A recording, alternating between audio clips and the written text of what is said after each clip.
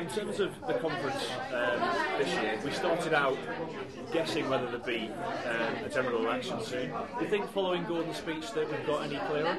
No, I think we're still all guessing. My view is that it is. I feel it's more likely now, having been here a few days, than I did when I came down. When I came down, I thought it was a slim chance. Now I think there's quite a strong chance. Certainly, Gordon's speech today sounded very much to me like an election manifesto. I think Ed Miliband, who's been writing it, would be proud to see all his work on display today. So I think there's still a good chance we will see one this autumn. You were on the road recently, I think, with Ed Balls. You did quite an in-depth interview. Yeah. Do you get a sense from talking to senior members of Brown's team that there's a genuine difference in emphasis versus the fag end of the Blair era? Oh, I think so, and I think there's just a whole different tone apart from anything else, as was very evident in Gordon Brown's speech. We're all now very austere and serious-minded, no jokes, no fun, but equally, we don't like all-night drinking, we don't like gambling, and I think that's the feeling coming over. Because I think they are rather different people to Tony Blair's people. They are less celebrity-obsessed, they are more sober-minded and more serious, and I think that's the kind of tone that we're getting.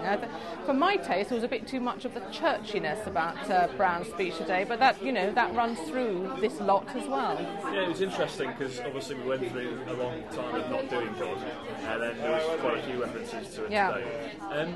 In terms of the philosophical roots of Brownism, if you like, the policies that he's announced have been eye-catching, but philosophically it's still New Labour, isn't it? It's old New Labour. It's still very much New Labour, yes. I mean, he's certainly not sort of gone swinging back to the left as many of his opponents thought he would when he took over. He's still very much New Labour. But I think actually there's more emphasis on, if you like, traditional Tory policies. I mean, a lot of his crackdown on drink and drugs and all of that is very much in line with what the Daily Mail would want, rather than what, say, the Guardian would be calling for. So these sort of illiberal measures, I think, would have surprised some people.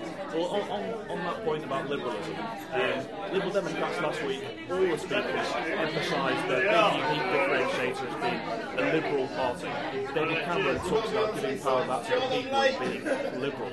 Gordon Brown is trying to get onto the bandwagon of giving back people more control. Who's going to win that argument? I don't think anyone will particularly win that argument. I think the public are fairly sceptical about that. They know all the politicians talk about giving power away, but at the end of the day, they all want to be in power and they want power. I think people do recognise at Westminster they've got to let go more. In particular, they've got to make Whitehall, the civil service, let go a bit more. Who's going to be the most successful? It's still hard to say who really has got the policies that people will believe in on that one. And in terms of the Guardian's point of view, what do you make? What's the sort of the school report for David Cameron? Well, suddenly disastrous. I mean, you have to pinch yourself to think back to this time last year when Cameron could do no wrong, and everybody in the Labour Party was very depressed about this bright new man with pinching all their ideas. I myself was thinking, oh yes, I like what he's saying on the environment. Oh yes, he seems a sort of nice sort of guy. A year later, and look what's happened. I think the problem is his policy reviews that he instituted then as a way of sort of putting off difficult decisions so he could be this young freshman. Policy reviews are now coming out, and I think they're all just very confused. So, for example, you have John Redwood saying great expansion of motorways and road building, and then Zach Goldsmith saying no, far fewer cars, make people pay to park outside supermarkets. And it's hard to know really where David Cameron is on all of that. He says he likes both of them. Well, they're not consistent. So on the Polly Toynbee stroke Jackie Ashley test, Cameron's not passed it yet? No, I think he's not quite there, certainly. Certainly recently he's been rowing back towards the traditional right of his party, who are very fed up with him at the moment.